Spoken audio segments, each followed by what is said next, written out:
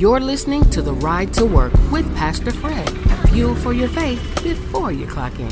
Enjoy the ride.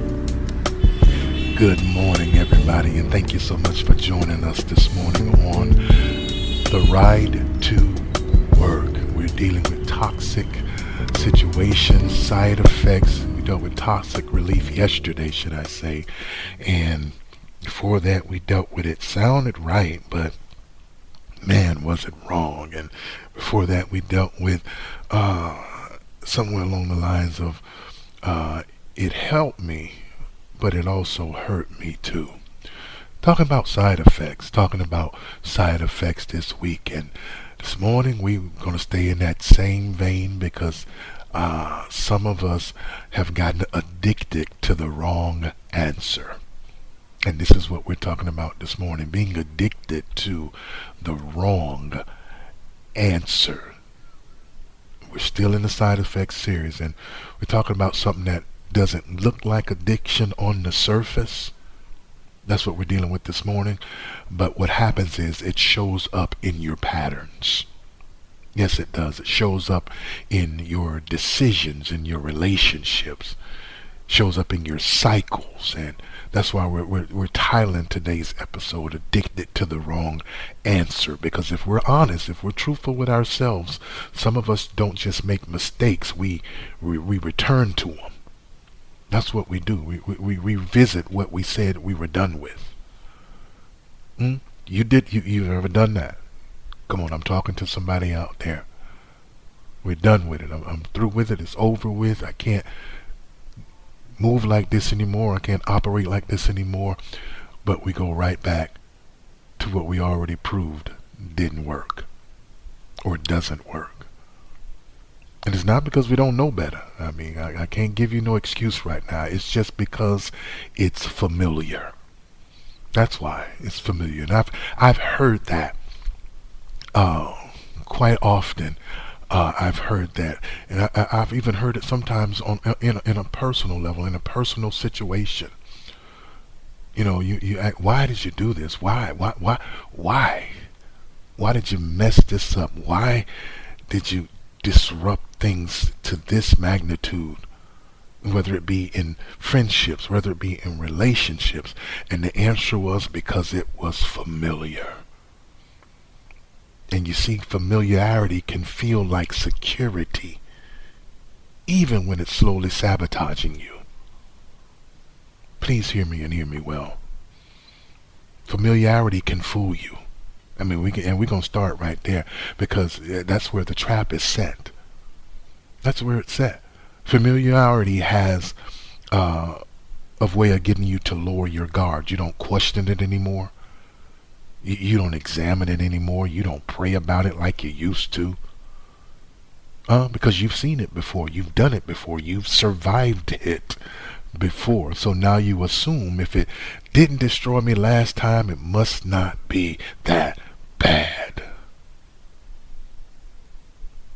But hear me when I say this. Survival doesn't equal approval. Just because you made it out last time don't mean you were supposed to go back this time. Please hear me when I say it. Because familiarity will make dysfunction feel normal. It'll make it feel normal. It'll make cycles feel comfortable. It'll make wrong feel routine. It'll do it. And before you know it, listen to me when I say it, you're not discerning anymore. You're just defaulting. You know when you default to something. Familiar doesn't mean faithful. Just because you've been around it doesn't mean it's aligned with God's will for your life. Wrong answers. Come on. We start liking wrong answers. Wrong answers can become habits. Let's get a little deeper. Because repetition creates rhythm. And we're going to walk it. Just walk with me for a minute. Because when I wrote these cycles down, when I was dealing with them earlier in the week, I wrote these cycles down. And please follow me if you can. If you can, go back and listen to it, because it's like an equation. Repetition creates rhythm. Rhythm creates routine. and routine becomes your reality. If I need to say it again, I'll say it again. Repetition creates rhythm. Rhythm creates routine. And routine becomes your reality. See, you didn't just choose wrong once. You kept choosing it until it became your automatic response. That's what happens. So when pressure hits, you know what?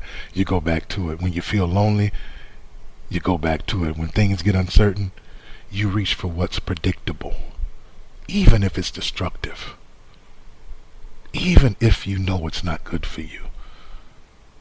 Habits don't ask for permission. They operate on programming. You were programmed, and some of us have been so programmed by pain. We've been, trained by traumatic experience, conditioned by past experience. So now your go-to response is actually your go-back response.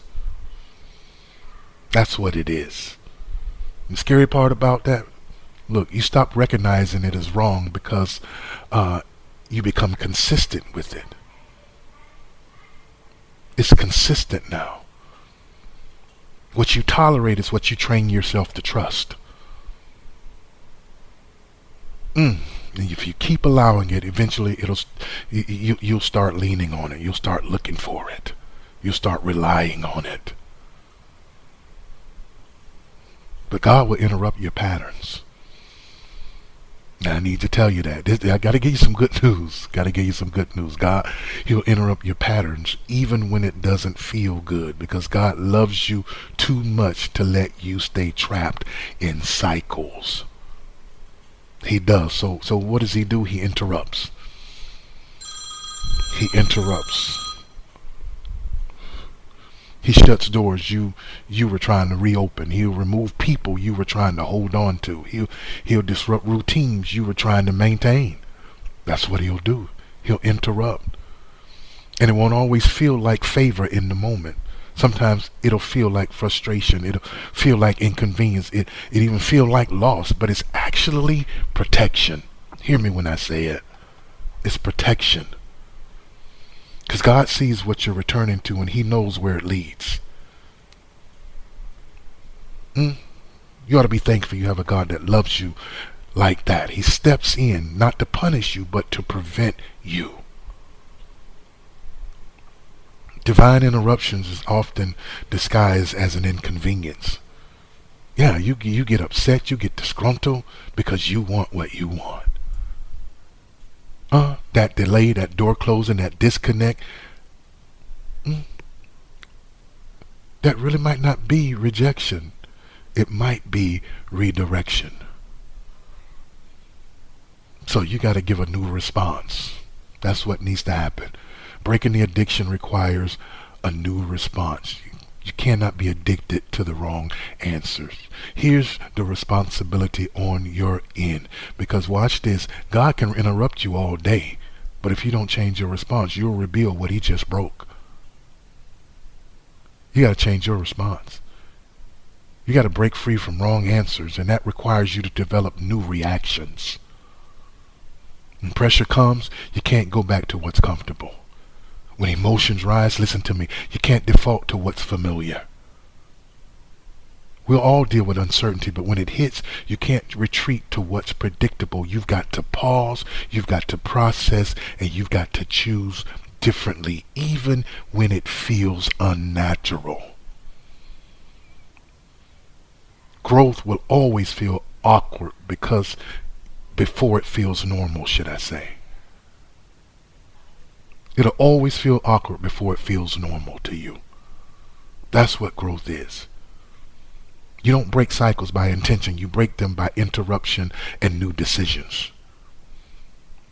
Because that cycle has become what it is based off of your prior decisions, prior things that have gone on with you, to where now you've gotten so conditioned to where it's not even a thought process.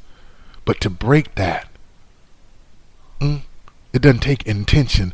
To break it, it takes an interruption, an abrupt interruption. And when that interruption comes, you've got to make a new decision once it's broken. You got to give yourself a new answer. You're not stuck because you don't know better. You're stuck because you keep responding the same way. So let me just give you this as a wake-up call. You don't need another chance to repeat the cycle. No, you don't. You just need the courage to respond differently, because the same choices will always produce the same results. I know what I'm talking about. You ever take a test and I'm done. But you ever just take a test, you already know the answers you've been given are wrong. You know, you try to cheat and you know the answers are wrong. You know they are. You know they are. I don't know where you got them from, but you know they're not right. But instead of you studying, instead of you learning, instead of you changing, you keep filling in the same answers, hoping for a different result. You know they're wrong. Every time the paper comes back, it's still wrong. Not because the test changed, but because you didn't.